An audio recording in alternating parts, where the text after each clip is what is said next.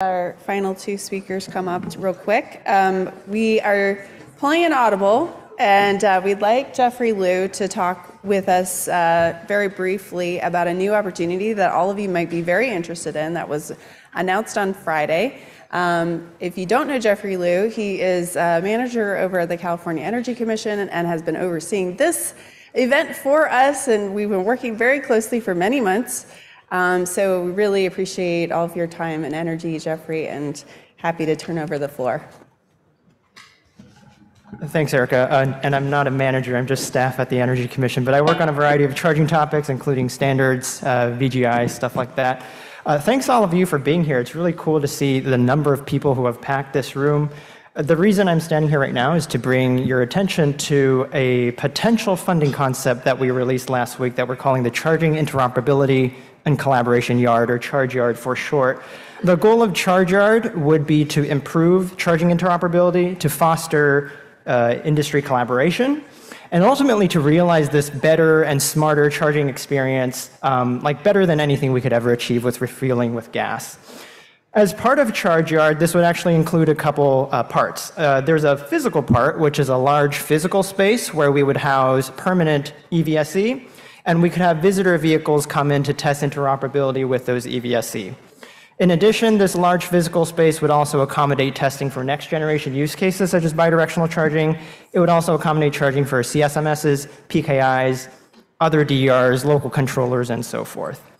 That said, Charge Yard is designed not just to be a physical space, it's supposed to be an industry collaboration. And a big part of that is so that industry can gather together and accelerate the development of test cases, including for 15118-20 and associated certifications, including for both chargers and potentially vehicles as well. So this morning's sessions, when a lot of folks emphasize the importance of conformance and certification, Charge Yard would help support that.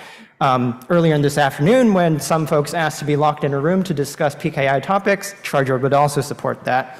I want to emphasize that Charge Yard is a concept at this point. We may never develop into something real, but we are seeking feedback on this. As Jackie mentioned, we take feedback seriously. So please, talk to me. You can file official written comments as well. For more details on Charge Yard, go on Google and just search up Charge Yard CEC, and you should find a 35-slide deck with all the details that we're proposing. That's all I have. Unless there are any immediate clarifying questions, I'll hand it over back to Erica.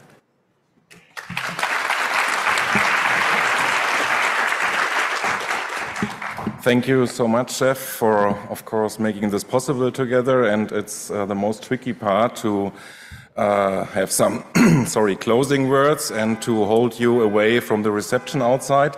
But I will try to make it short. For me, it was an interesting day. A lot of all the experts in the room, to see a lot of people. To have this opportunity funded by the California Energy Commission, to have everyone here, and from a giant global view, it could be a blueprint. California, the US could be the forerunner, the blueprint for having this kind of test events, what we do as Shine for a couple of years already, but to have this with these close cooperation with the governmental parties. Hopefully it's the first volts of a row of volts, and the first state with a lot of states following. And so I'm really proud about that community, to see all the people here, and also with the CHAR in global setup and the CHAR in North America team to make this possible and to be part of it. So that's it from my side. Thank you very much, and see you at the networking dinner.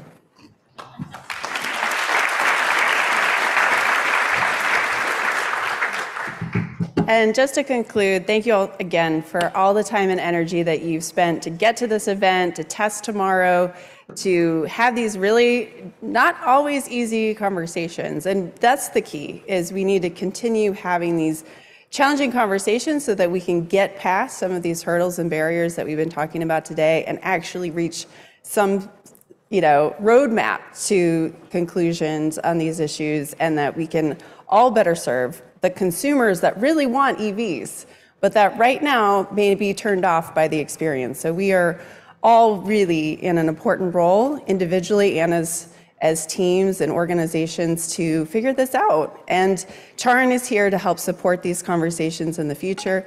And stay tuned, be part of our community, join our listservs, join our newsletters. We would really love to see you at future events and other activities that we're doing. I would like to also mention that we have a survey that we'll be releasing right after this event. We want your opinions. We're going to be putting a lot of this information from the survey into our final report, which will be published later this summer. So please complete the survey with your perspectives. Next, in case you're wondering how to get to the testing symposium, you can check the conference app, and there's detailed directions to get to the site, which is at the Port of Long Beach, not too far from here, about 10 minutes drive. And also parking details on how to get to the site and where to park.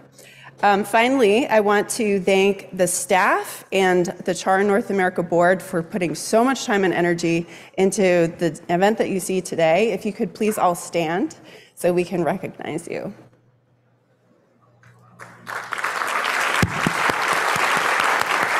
Thank you.